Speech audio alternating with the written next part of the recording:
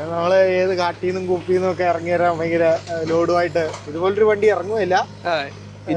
ഇവിടെ ഏറെ ഏത് വണ്ടി കൊണ്ടുവന്നാലും നമ്മൾ ഈ കണ്ട വഴിക്കൂടെ ലോഡുമായിട്ട് ഇറങ്ങുമില്ല, കേറൂല.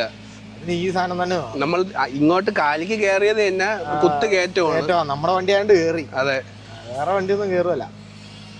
ലൈലാൻഡ് ആണെങ്കിലും പാടാ. അവതാറൊന്നും ഇത്രയും അതിന് ഭയങ്കര വീതി വേണം. നമ്മുടെ വണ്ടി ഒതുങ്ങി നമുക്ക് ഈ ഫ്രണ്ടില് ബമ്പർ പോസ്റ്റിന്റെ പുറകെ ഇരിക്കുന്ന കമ്പിയില്ലേ, ആ പോസ്റ്റിന്റെ അളവിനാ നമുക്ക് സൈഡ് പുറവ് എന്തോരം വീതിക്ക് കടന്നു പോകാൻ. ലോഡ് വെച്ചാലും ആ ഒരു ലെവലാണ് ഏകദേശം വരുന്നത്. ഇതാ വണ്ടിയുടെ അളവ് അറിയാനുള്ള സാധനം. ഇത് വണ്ടിക്ക് ഒരു അഴക് പോലെ പണിഞ്ഞു വെച്ചേക്കുന്ന ഒരു മീശ പോലെ. അതായത് ഈ ഫ്രണ്ട് ഇത് കവർ ആയെങ്കിൽ ബാക്ക് ഓക്കെയാണ്. ഇതാണ് കാഞ്ഞിരപ്പള്ളി റബ്ബർ തടി അല്ലേ? ഈ റബ്ബർ തടിക്ക് ഒരുപാട് പ്രത്യേകതകളുണ്ട്. എന്തൊക്കെയാ? ഇതിന് ഭയങ്കര വെയിറ്റാ നമ്മുടെ മരത്തിന്. അതായത് മരത്തിനെല്ലാം നല്ല വെയിറ്റാ. സാധാ റബ്ബർ തടിയെ കാട്ടി കൂടുതൽ വെയിറ്റ് ഉണ്ട്. പിന്നെ ഭയങ്കര കറയല്ലേ, ഭയങ്കര കറയാ ഒലിച്ചു ചെയ്തത്. അതെ, അതൊരു പാളി വലിച്ചെടുക്കുന്ന വന്നല്ലേ. പിന്നെ വെള്ള കളർ തടിയല്ലേ, ഭയങ്കര ഡിമാൻഡാ ഇതിന്. നമ്മള് പെരുമ്പാവൂർ മാർക്കറ്റിൽ ചെല്ലുവാണെങ്കിൽ അവിടെ ക്യൂ ഒന്നും കിടക്കേണ്ട കാര്യമില്ല. ഓടി വന്ന് മേടിച്ചോണ്ട് പോകും.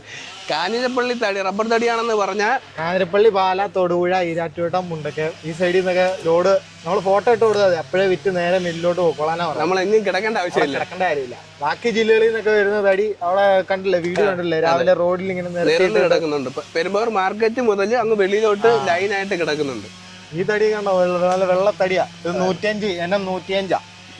ഇവിടെ കാഞ്ഞിരപ്പള്ളിയിൽ എന്തും വിളയും എന്നുള്ള ഡയലോഗ് പോലെ അല്ലേ.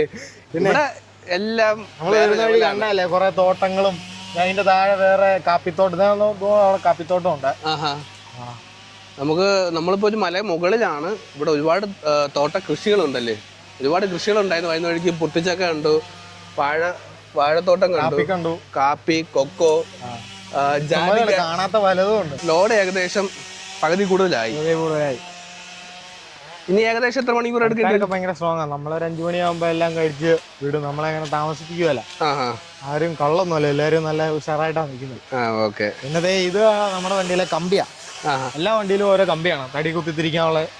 ഇത് കണ്ടോ, തുമ്പ് ഇങ്ങനെ കുറിപ്പിച്ച് ചെയ്യുന്നതുകൊണ്ട് തടി കുത്തിത്തിരിക്കാൻ എളുപ്പമാണ്. കുത്തിത്തിരിക്കുക എന്ന് പറയുന്നത് ലോഡിങ് ചെയ്യുന്ന സമയത്ത് ഇറക്കാനും. നമ്മൾ പുറകി വെക്കുന്ന ഒരു 7-8 കൊള്ളിയുണ്ട്, അതിന് സെപ്പറേറ്റ് കയറാം. അത് കഴിച്ചിട്ട് ഓരോ കൊള്ളി ഇത് ഈ കമ്പി വെച്ച് മേളിൽ നിന്ന് കുത്തി തറയിടും. അത് കുത്തി അത്രയും തറയിട്ട് കഴിഞ്ഞ് നമ്മൾ ചവിട്ടി തള്ളുക.